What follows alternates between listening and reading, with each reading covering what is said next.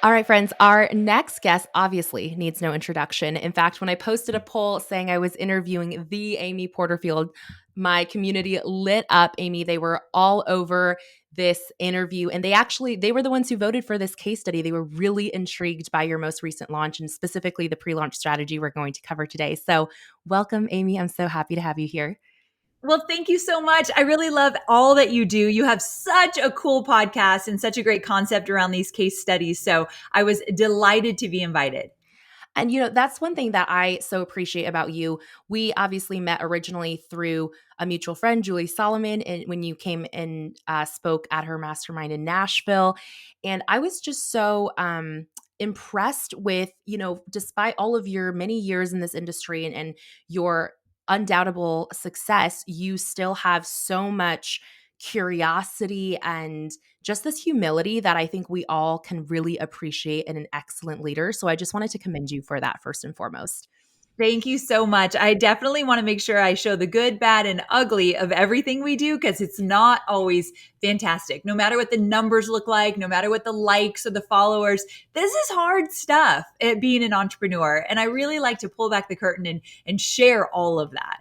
Yes. And I feel so honored that today, all of you listening get a real insight. I mean, I'm talking granular data that I don't think any other guest has gone through and done as much research in preparation for this interview as Amy and her team have. So I'm so excited for you to hear the numbers. But before we get into today's case study, of course, we have to start out our interview by asking you your Cubicle to CEO story, and especially because you have a book coming out 2 weeks notice. So it's right on theme. Tell us about when you put in your 2 weeks notice. What was the catalyst for jumping into full-time entrepreneurship, Amy? So my very last 9 to 5 job was with peak performance coach Tony Robbins, and I was the director of content development. I got to travel the world, work on the content that Tony does on stage, like Unleash the Power Within and Date with Destiny. And I had a really great job. I got paid well. I got to travel. I got to work with Tony. I mean, it was amazing. The one thing that was missing, the one thing that I wanted more than anything was freedom. I wanted to call the shots. I wanted to be the person that got to decide when I work, where I work, how I work. I wanted to bust through the glass ceiling. I wanted to design my day exactly how I wanted it. And I really wanted to learn how to be my own boss. And so about 6.5 years in, I decided I'm going to figure this out. It took about a year from the day I decided I want to be my own boss to actually going out, pulling out of the San Diego headquarters and doing my own thing. It was a good year. In my book, 2 weeks notice, I talk about how to build that runway so that when you leave, you could actually have success on the other side. But it was a huge turning point for me. So it's been 14 years since I left the Cubicle. And since then, I've built a multi-million-dollar business, and I get to teach other people now how to leave their 9 to 5 job and how to get started with their own business.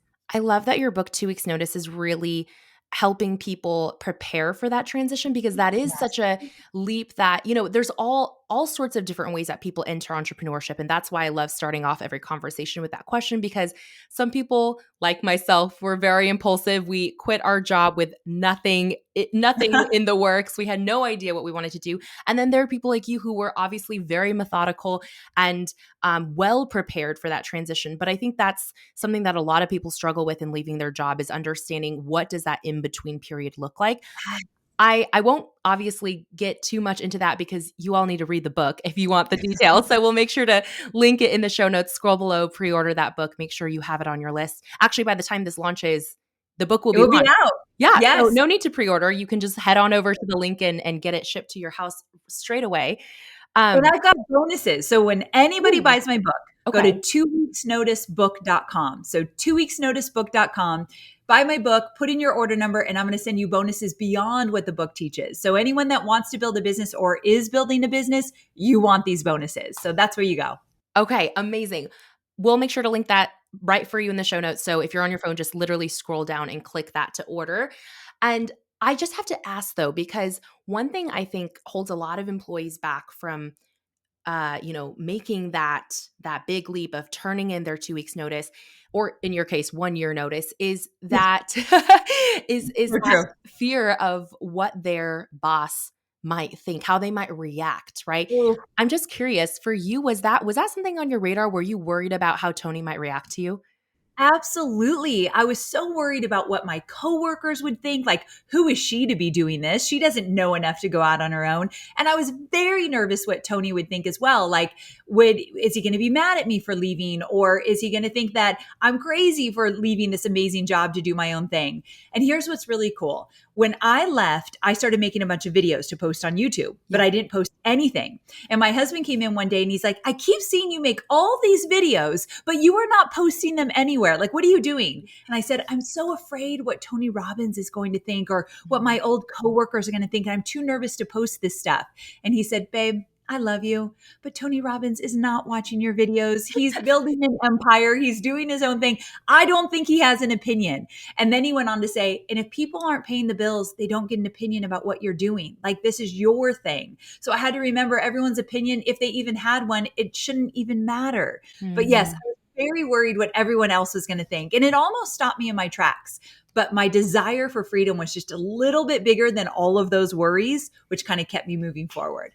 I love that just sage wisdom. Yes, go go hubby for sharing that. I think that's so wise to really be discerning about whose words and opinions you let enter Yes. your headspace. So, ah, such good wisdom there. I want to transition us real quick into the case study because honestly, Amy, there's so much I want to ask you. I just want to make the most of our time together. But again, if you're curious more about Amy's backstory and her work and how you can also build your own business, again, make sure you order 2 weeks notice and check out all those bonuses at the link in the show notes. Okay, Amy, your case study. This is your $7 million plus launch. In fact, if I pull it up here, your team was again so impressed. 7.487 if you want 3 decimal points. Let's just round it up. 7.5. I kind of like a good 7.5. roundup. Yes, $7.5 million launch. You had 77,167 pre-launch leads, and that's the window that we're going to really be zooming in on today. Yeah. 4,500 bootcamp purchasers. It was a paid bootcamp, and 37,372 webinar registrants. Wow, those numbers just, on the surface, they can seem almost unreachable, right? For some people to even fathom what that volume and playing at that scale looks like. But let's just take a step back. First, to set the scene, to set some context, what was the end offer that you were driving towards with this pre-launch? What were you wanting to sell? What was the price point on that? And was this the first time you ever tried a pre-launch strategy such as this? Okay, great questions. And before I answer them, I have to say one thing because Yeah. I have a lot of beginner students in my world, like Yeah. starting from scratch or still in 9 to 5 jobs. I am 14 years in.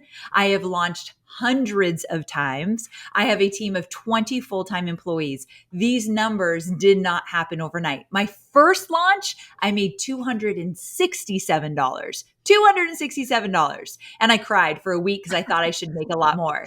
And so it's been a journey. And I teach this stuff. So I should be having big launches because I'm teaching people how to launch. So I want to put it in perspective. Nobody gets to compare themselves to what my numbers look like because I'm probably at a different place because I've been in the game. I'm older. I've been in the game for a while. So want to set that stage because I want everyone to feel as though this is possible for them, but you got to start from the beginning. So to answer your question, the end all be all of this launch was to sell Digital Course Academy, teaching people how to create and launch a digital course from scratch. The program, it was $19.97. And then we had an upsell that if you purchase the program, if you want my slides to create webinars and digital course decks, there was an upsell that you could buy my deck for, I think it was like $300. So there's a little upsell too. So that's essentially all that we were selling. Digital Course Academy with an upsell to get my slide decks. So Awesome. that was it. And then this was not the first time I pre-launched. I've been pre-launching for many, many years. I think it literally is the one necessity of every digital course launch or launch of anything. I call it priming the pump, getting people ready, getting them more engaged, getting them alert. A pre-launch is, hey, something amazing is coming and I'm going to get you ready for it.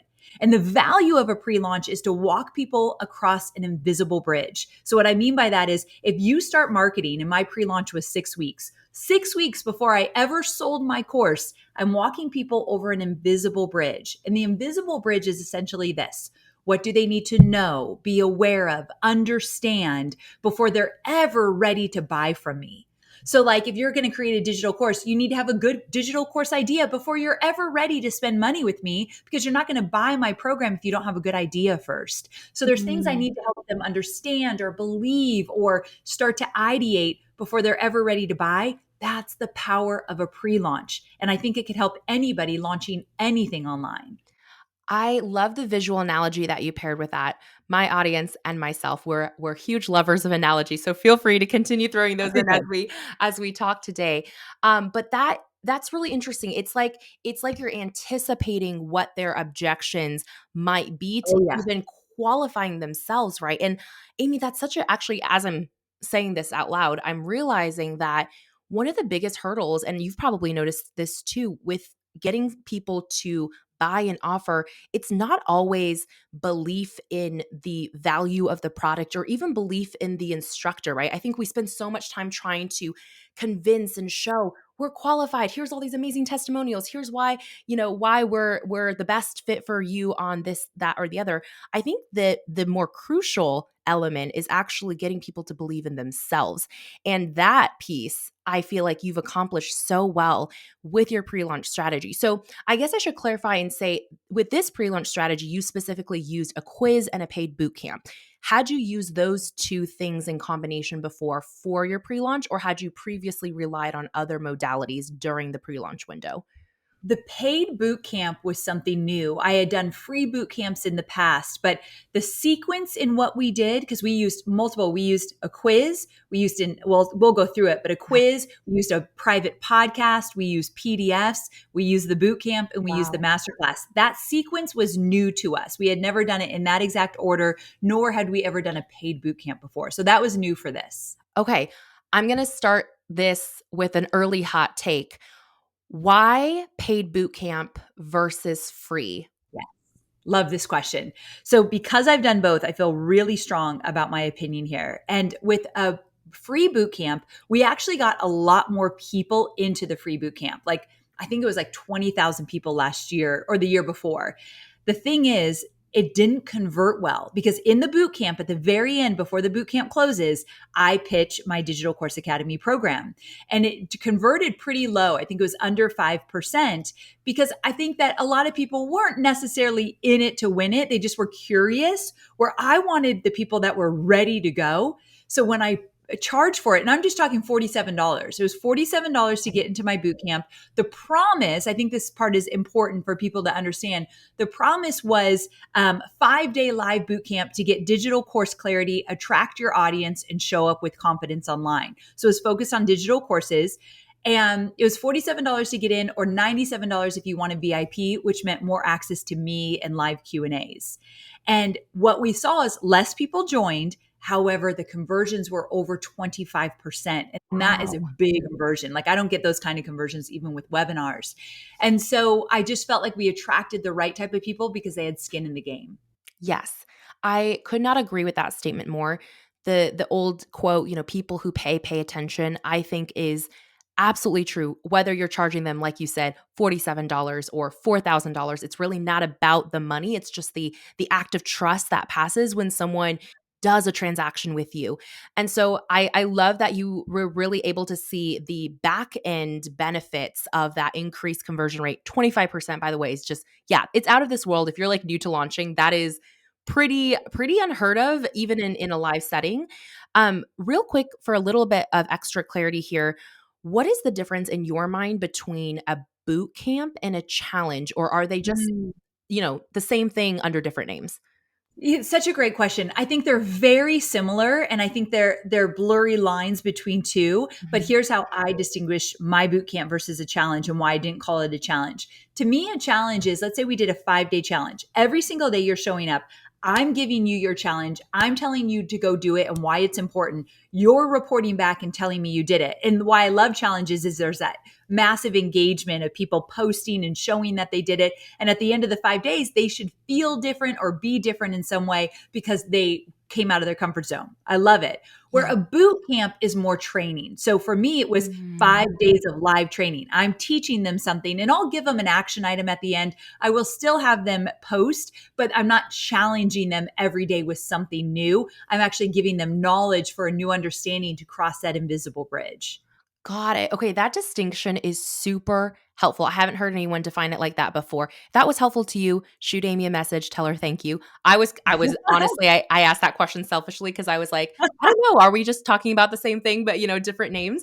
So Yes. super helpful. You kind of already teased this a little bit, but walk us through pretend I'm your customer, right? Or potential Okay. customer. So I'm entering into this pre-launch phase. I'm following you. Maybe I'm on your email list. Maybe I'm following you on social. Maybe I don't know you at all and your ad showed up in my feed. What was the first entry point into this funnel for your pre-launch? And walk us again through that sequential order of what you were hoping would, happen at each step.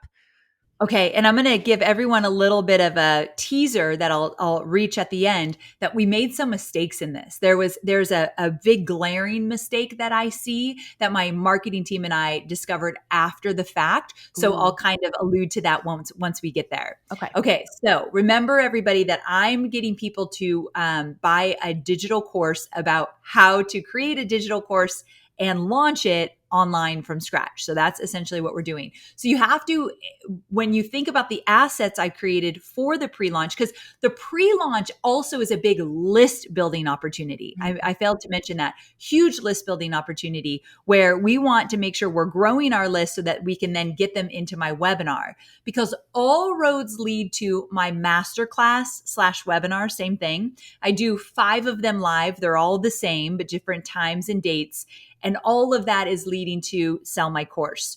So all of these assets I'm going to walk through, I wasn't selling for 6 weeks. We were not selling anything. And that's a huge distinction in pre-launch. You are not selling anything. You're not even talking about your course. You can, but I don't even bring up my course because it's all just relationship building, engagement, and cultivating the right audience for me to then invite them on my masterclass to sell my course. So Mhm. that's a good distinction too.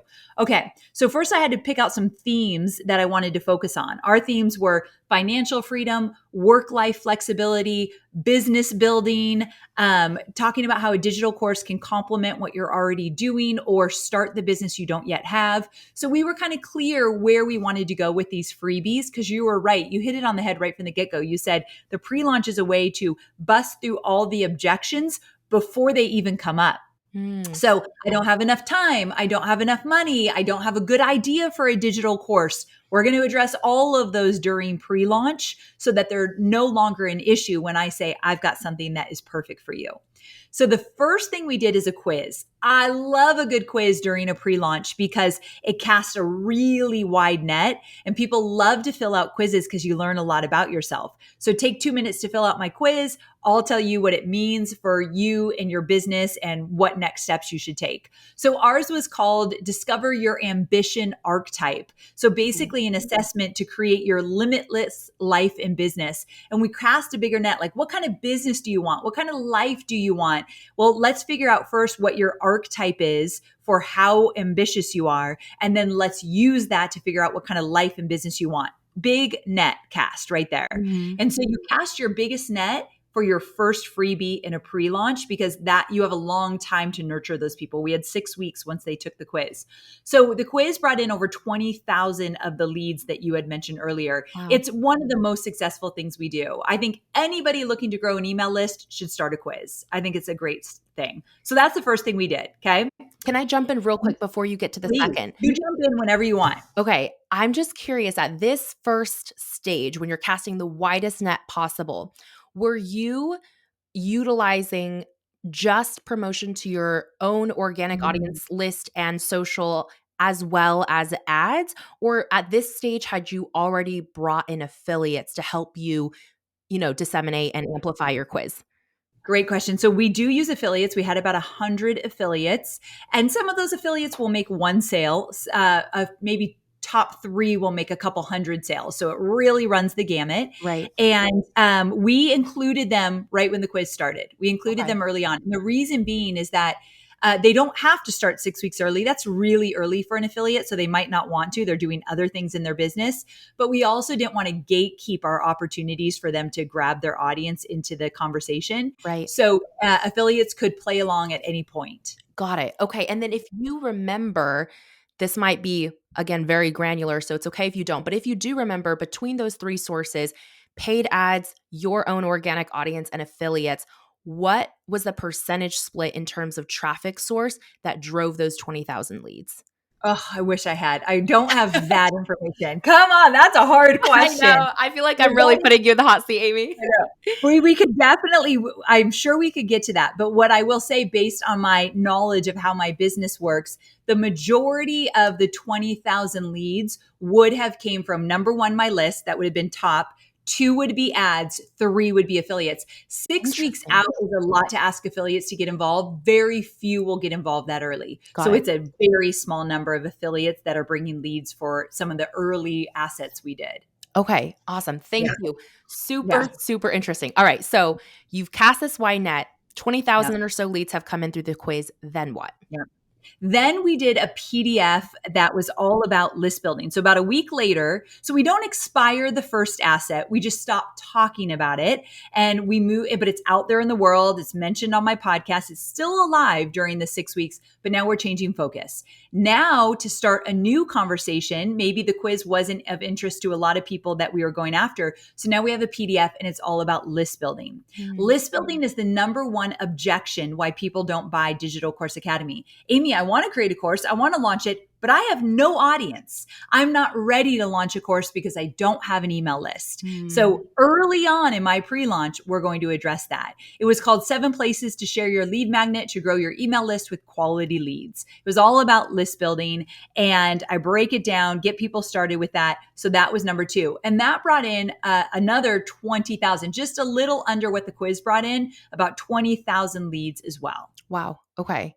That is really, really interesting. So do you feel like do you find that there is a crossover between people who opt in for the first thing and the second thing? Or do you feel like these 20,000 people were like a totally different segment that was coming in?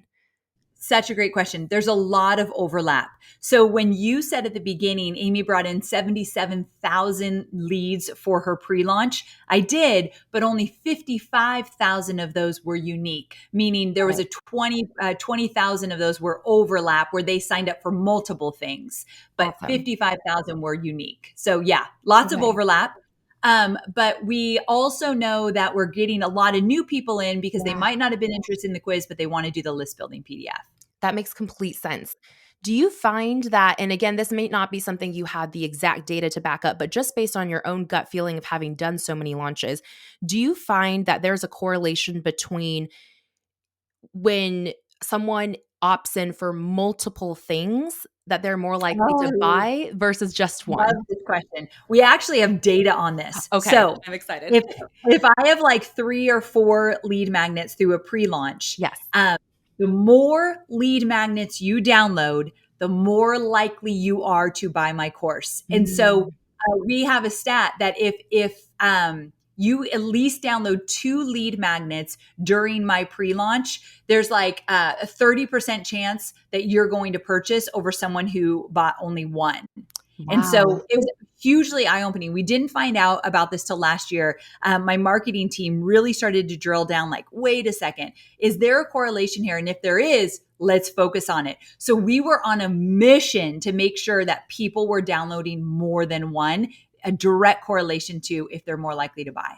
God, this is so juicy. Okay, I cannot stop raving about this interview already because Amy, you are like my hero for coming so prepared with data. Well, you told me I had to. Listen, guys, when I said, hey, I think I could really add value to your podcast, she's like, okay, but you got to come with data. I was like, oh, here we go. So I love that you challenged me.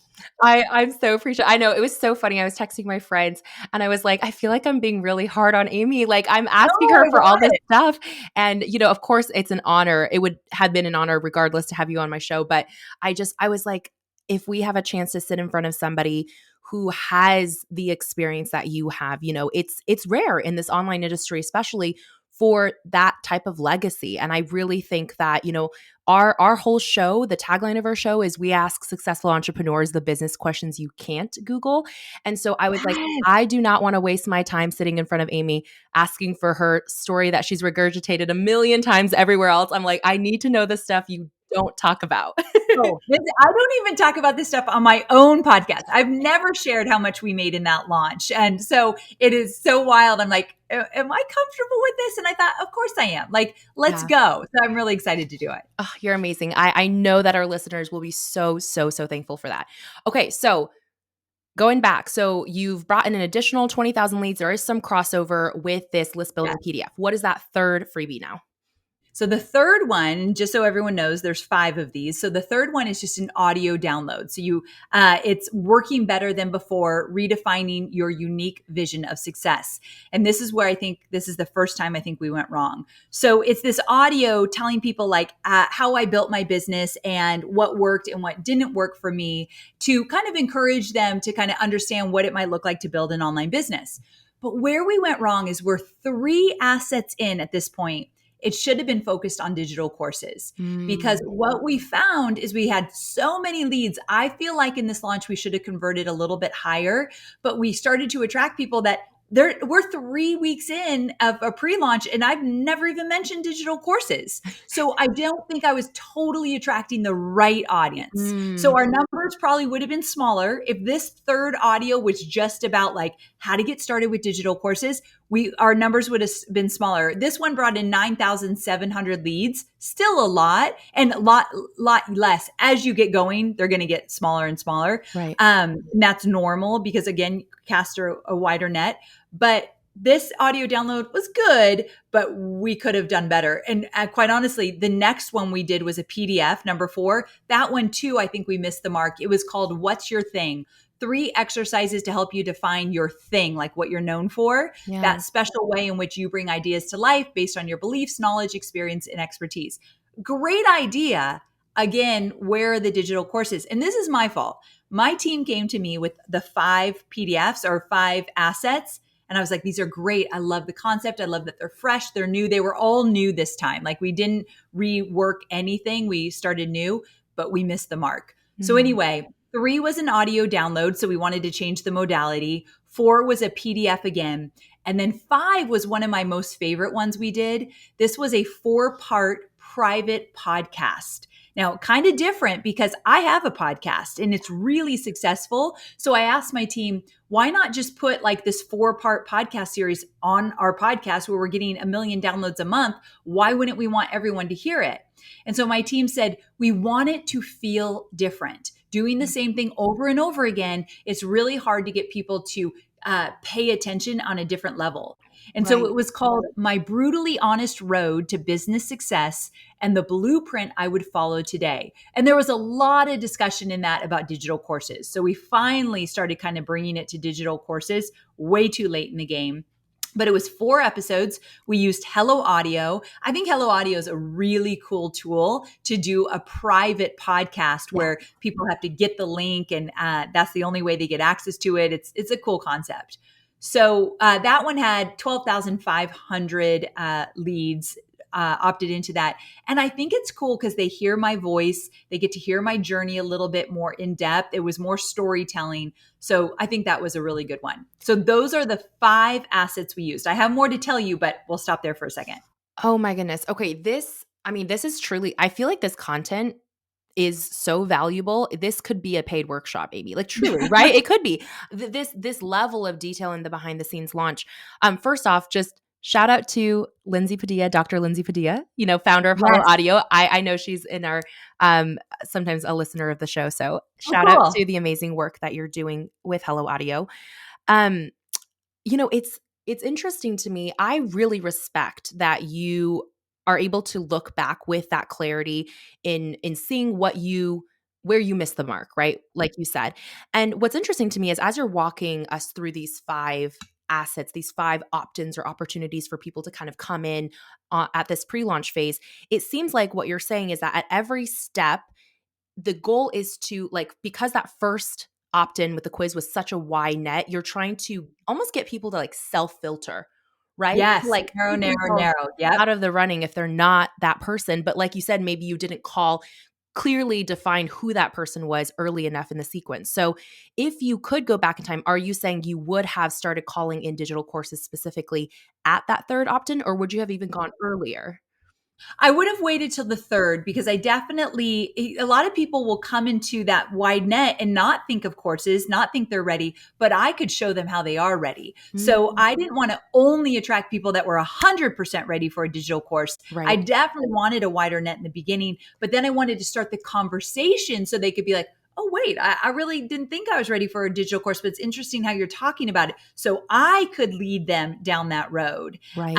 So that's why I think by the third one, it would have been great. And those listening might be like, I'm not doing five lead magnets in 6 weeks. Like, that's insane.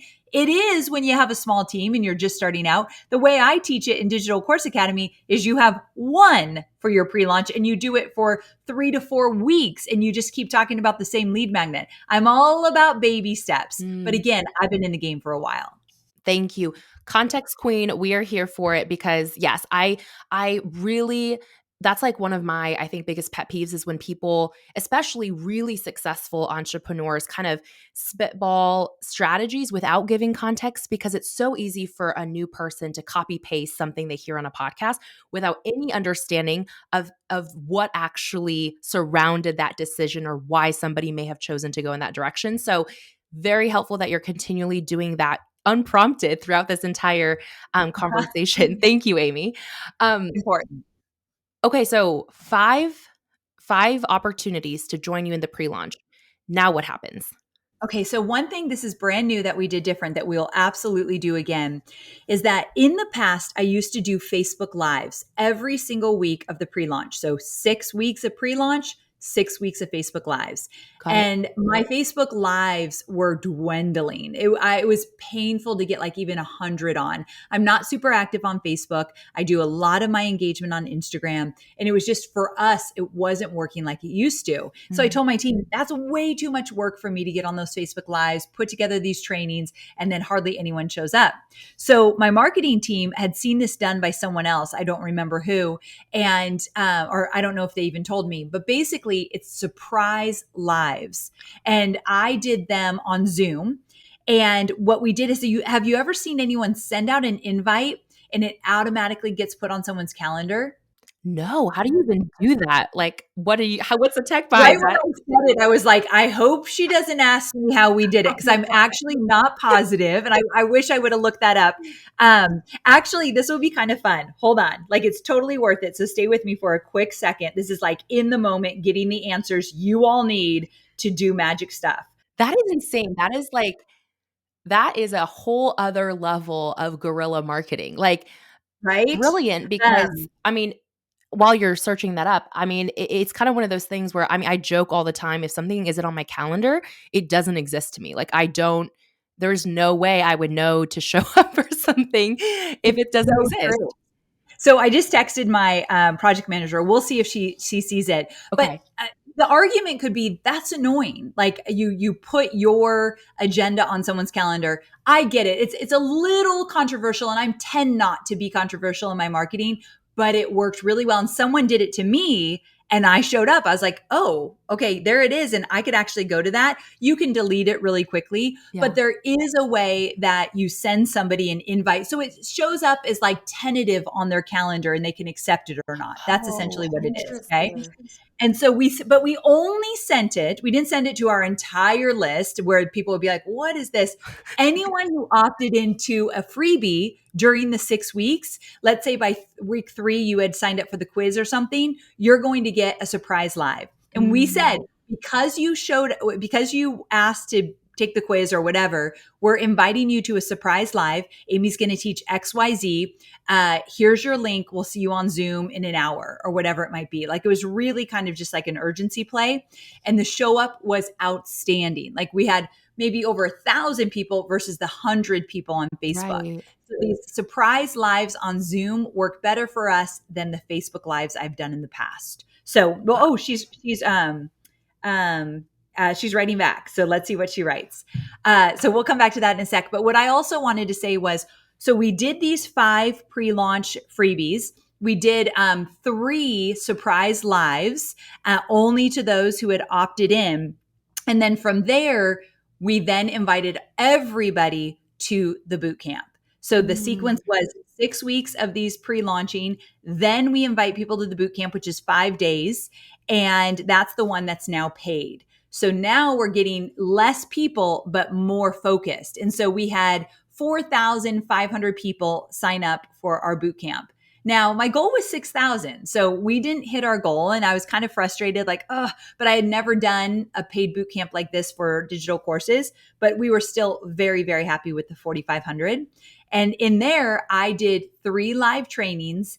And then I did a free masterclass. We called it a bonus training. And it was my webinar, but it was only for the boot campers. So it was a Mm. smaller group. I catered it. I changed my webinar a little bit to cater to what we had been discussing in the boot camp.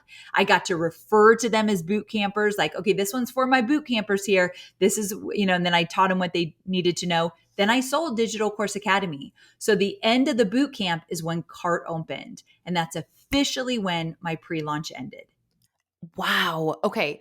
My mind is spinning with so many thoughts. I want to take a moment to backtrack a little bit to the surprise lives and just really Yes. pull out the genius there, which is that you found a way to take the same content, but just repackage it in a different distribution channel, a Zoom call, right? Something that shows up on the calendar in such a way that it was a pattern interrupt for your audience. And I love that the way it was approached almost felt like, to me at least, when I'm hearing you explain this, it feels like it's a reward for those people, Yes, like almost like they earned it. Like, oh, I earned the right to be invited totally. to Amy's Secret Surprise Live. And I just think that level of exclusivity just feels so much more special than like, hey, I'm doing this live. You should come join me at this time. Oh, I'm obsessed with this idea. Did your project manager text you back, by the way? She did. And it's like, let's see here. She sent me, it's called Google Groups plus direct calendar invite.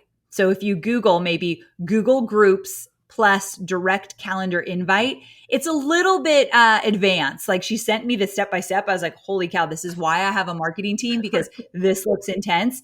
But you can find more about it. But it's kind of wild. It's kind of crazy that it went right to their calendar, but she said we allowed an opt out to stay in compliance, of course. So she wanted to be very clear. We did not break any rules with this. We allowed an opt out to stay in compliance. So you can Google it, but I like where you're going with it. The principle behind it. You're special. You signed up for, let's say, this special PDF, and we would call it out. We noticed you signed up for XYZ. And so we wanted to invite you to the special live where I'm going to drill down even deeper into that Mm, concept. And only the people who signed up get an invite. So meet me there.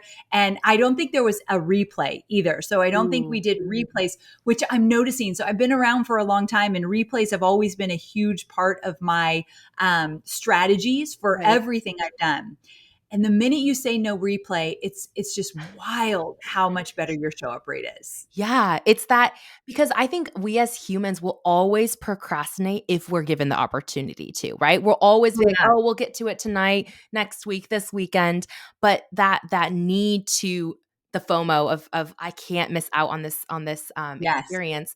Also, okay, that brilliant. First of all, you that one tidbit alone is kind of inspiring me to at the beginning of this year we released a roundup episode. We don't do them very often because we want to make sure they're like really, really juicy. But we did a 10 out of the box marketing tips to try in 2023. And your one tip there about the Google Groups plus Yes. meetings, whatever, that whole thing, I'm like, this is going to be the ringleader of the next roundup of Good. out of the box marketing tips. But so, anyways, that was brilliant. But then the piece that you said about the boot camp having that last training be your webinar, but tailored and creating that more intimate experience among the boot campers. I love that you did that. And I think we can all learn and apply that in some way because even though the content might have been almost identical to your public webinar, just the fact that I think people often underestimate what it feels like for the person on the other side of the screen, not just to consume the content, but to consume it in the energy of people they've built rapport with, their fellow peers, right? And driving that conversation and the questions and just the kind of camaraderie that you feel around that, and having spent a week together already within that paid boot camp, I think that's just so genius. So wanted to pull that out in case people missed that. I didn't even think of it that way, but you're totally right. They've been on this 5-day journey with me. One of the things we do in a boot camp, and I learned this from Jill and Josh Staten of Wealthy Course Creators, Yeah. and what they taught me was to do pep talks throughout the boot camp. So every Oh, okay. morning for 5 days, I would show up for just a 20-minute pep talk around, okay, here's where you might be feeling some anxiety around course creation, or here's what you might be worried about. Let me teach you a new way to think about it. So changing their mindset. Right. So we had been on this journey for 5 days together. We were in the trenches. They were hearing from me a lot. And so then to say you get a bonus training where we hadn't yet done the webinar publicly. So you get a bonus training, and oh, this was something really cool. We didn't do it for this boot camp, but we've done it for another one. The timing didn't work out. But if you do a boot camp and you're going to sell something in the boot camp with a webinar, at the very beginning when they sign up for the boot camp, give them 2 options for your webinar. It's really essentially 2 different titles. Do you want to learn this or that as your bonus training? And they choose it so that when I do it, they feel like, oh, this is what I wanted. Like if that's the one they chose, and Yeah. I chose the one that gets the most votes. Oh, great. Amy's going to do this training and she chose the one I wanted. They're more engaged. So that when you sell in a boot camp at the end, that webinar is really important. And you're right, doing it there with all of the other people they've been building community with, that is everything. It makes a big difference. One thing I want to point out with all launching, this is not just pre-launch, timing, sequence matters. Like you've got to sit down and really think about this, because I did 6 weeks of pre-launching, then I opened the boot camp, and then at the end of the boot camp, the timing had to be just right to do my webinar, because when I do a webinar, my cart is open. Mm-hmm. So now the cart is open, now I'm doing webinars for my public audience as well who wasn't in the boot camp. All that timing is tricky sometimes. And so you got to kind of just like think about it before you go live. Does this timing of everything work out the way I want it to? And sometimes it doesn't work out. And sometimes I'm like, ooh, we messed that up. But sequence really matters. Okay, since you brought up sequencing, I feel like I have to ask, how long after you release the special masterclass webinar to your boot campers only are you making your public webinars available? And you mentioned you do 5. What is Yeah. the cadence in how far apart each of those webinars are, and how many opportunities essentially people get to hop in on one?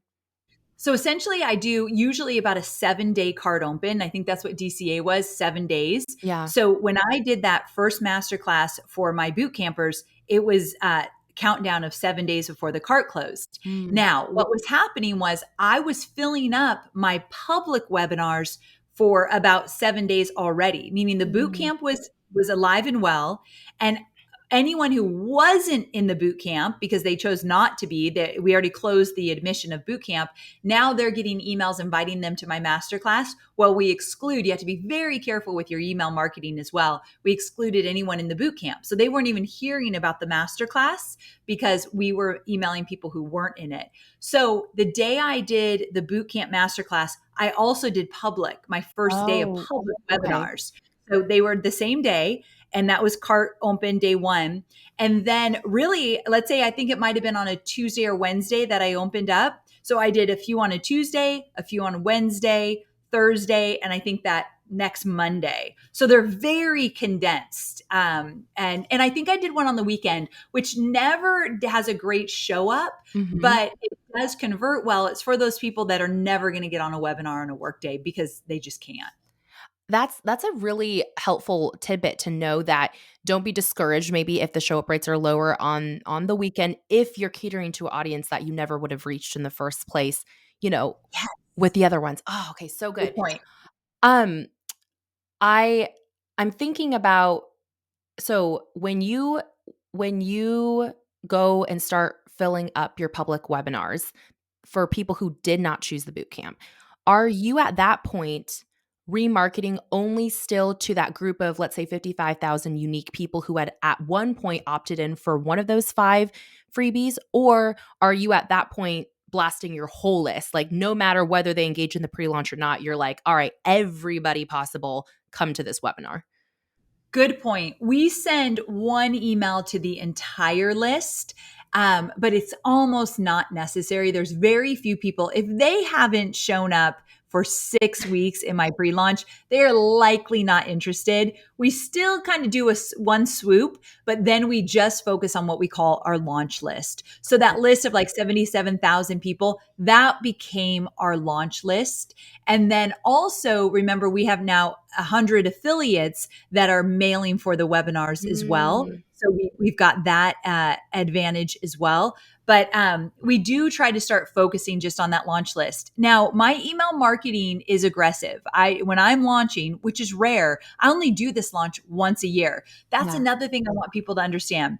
Once a year, I do this. So, and it is my almost 50% of my revenue. So it is a big deal. And that is dangerous. I don't want something that's 50% of my revenue. We're actually building out the business to do a coaching program, a one-on-one coaching program to help people create their courses with one of my coaches. Oh, smart. That's like an extra arm of the business, because having something that you do once a year be 50% of your revenue. Imagine if, like, God forbid, the president was shot. When that's very morbid, I know, but Right. like a huge thing happens in our world during my launch. Like, it is gone. I cannot Yeah. market. I need to pull back. I need to respect what's going on in the world. That would be detrimental to my revenue. So knock on wood, where's some wood? I don't want that to ever happen, but it's scary. Like during Black Lives Matter, I wanted to respect what was going on, and we pulled back a lot of our stuff. I knew people that were launching during that time that just had to say, no, let's stop. So, what's going on in the world matters. So that is a weakness in my business that we're working on right now. But my point being, I only launch this once a year. And so I go all out with it. Mhm. And other people's businesses look different. So if that seems intense, it's because that's my business model. Oh man, again, I know I've said this like a million times today, but I really, really appreciate your transparency around the context of your business. I cannot stress enough for all of you listening how important it is whenever you hear anything on a podcast or whatever medium it is, ask yourself through what context is this advice or strategy being shared. Don't just blindly copy paste things if you don't understand why. Um, we started this case study, Amy, together, with a quick rundown of all your numbers. I want to wrap it up with, a final question around your numbers before we chat just a little bit more about 2 weeks notice, because I really do want people to get their hands on this book. Um, your launch, like we said at the beginning, did about $7.5 million. You spent 165,000 on ads. That was a data point that your team had sent for the pre-launch, to clarify, 165,000 on Yes. ads for just the pre-launch window. Yeah. For you, when you are, planning out ad spend, let's say, for the pre-launch, how are you projecting those things? For you, what is the ROI that you are shooting for, the targets that you're shooting for in order to justify the spend? And when you're looking at your launch numbers from this most recent launch, are you happy with what happened? Was your goal met? Or did Mhm. you feel like, because like you mentioned, some of those things where you maybe felt like the strategy wasn't quite right, that it didn't hit your full anticipation of what you were hoping for? Great questions. Okay, so we try to do a 4 times ROI when we run ads. Okay. So we're looking for a 4 times return on whatever we spend. And so we were really happy with what we spent in ads overall to what we saw. Yeah. And so that part, ads did really well. And ads, ooh, they've gotten so expensive. I've used them from day one in my business, but how we use them now is very different, and they don't work as well as they used to. So that's always a little tricky. But yes, we were satisfied. Yes, the ROI is usually around, we tried to make it around 4 times. And I loved your next question. Wait, tell me what your next question was, because I remember thinking, oh, that's Yes. good. We got to talk about that. Big picture, you made 7.5 million. Was that on track Yeah. with what you wanted or projected? Great question. So we have a good, better, best goal. Love that. And that was that good, better. That was better, meaning we hit right in the middle. I would love a $10 million launch, but we didn't hit that. And I've done bigger launches than this. And the world has changed. How we do business has changed. And so I've got to kind of go with the ebbs and flows. And I'm not going to be disappointed in a $7.5 million launch. And you also have to remember I have affiliates. Now, it's not 50% of that goes to affiliates. We sell more than our affiliates do, but still I pay out 50% for affiliates. They make $1,000 on every sale. So I'm not like taking all that money home, but point being, yes, we felt really good about it. And there is one thing I want to point out that I did talk about on my own podcast. At one point, we weren't going to hit our goal. And I did with all of this, we still weren't going to hit the goal that I wanted to hit, which is the 7.5 million. And so what we did is we added one extra, like a quick 45-minute live training. And it was free to the first 500 people, but then you had to pay $27. And it was free to everyone in my boot camp as well. And it was a last minute thing. I did a year in the life of a course creator to like show them what's possible. I think in launching, showing people what's possible is so important. So I walked them through a year in the life of what it would look like as a course creator. And then I sold DCA. So we had to kind of throw one last ditch effort in there because I could tell, we're not hitting our goal. And the reason why I think we weren't going to hit our goal is we missed the mark with some of those pre-launches. So pre-launch assets. So we had to make up for it. So anyway, I'm like an open book. So I just kind of share the things that we kind of struggled with. But overall, I was so proud of my team for sticking with it. Because when you think you're not going to hit a big goal and you got to scramble last minute, that takes a lot of team effort. So shout out to my team. That was all them. It absolutely does. And that's so inspiring because so much of what people miss is in that last leg. Have you ever seen that visual, Amy, where it's like someone like hammering through a stone wall and it's like they've dug this really long tunnel and like right before they get to the treasure, they're like an inch away from it and then they stop and they're like, it's been too long, I'm not going to get there. And it's like, it's so amazing to me how in that very last, I mean, we've seen it even in like actual like Olympic races, right? Someone could be way behind and then in that last like 10 seconds, they zoom past everybody. You just never know. And I love that tenacity and how even someone as successful as you with the business that you've built and the experience that you have, still sometimes you have to think on your feet and go, what can I do today to just bring in that extra little push? So I think that's such a great just wisdom and encouragement to end on with this case study. Of course, before we say goodbye, I just would love to know, like, what are you most excited about with 2 weeks notice coming out? What are you hoping this book does in terms of the legacy of what you're building in this world, Amy? You know, my bread and butter may be to teach people how to create digital courses, but ultimately I want to help people start businesses online, no matter if it's courses, memberships, masterminds, physical products, group coaching, whatever it is. The reason I'm so passionate about this is I know that there's a woman right now working a 9-to-5 job, looking around thinking, this can't be it. This can't be my end all be all. I've got to be able to make more money. I've got to be able to have a lifestyle I love. And she might not even know that this world of online business exists. I didn't know it existed at the level it did till those guys came into the office and shared, what they were doing. I was like, I don't understand, but I want a piece of this. So I want to introduce more people to this online world where the opportunities are endless, where you don't have to ask for time off. You don't have to ask for a raise. You don't have to hit the glass ceiling. You call the shots. You are in charge of your life. You create your destiny. And if I could do that by helping people build businesses, I will do it all day long. I wrote 2 weeks notice because it's the book I wish I had when I first decided to leave my job and start my business instead of I was so confused and stumbled through the first 2 years. So it's really a guidebook of how to do it the right way to get success quickly. I love that. I feel like it's your love note it's your give back, right? It's you extending Yeah. your hand behind you and saying, let me help you up. Come on. Yeah, Like, come let's come go. join. Yes. Yes. Yes.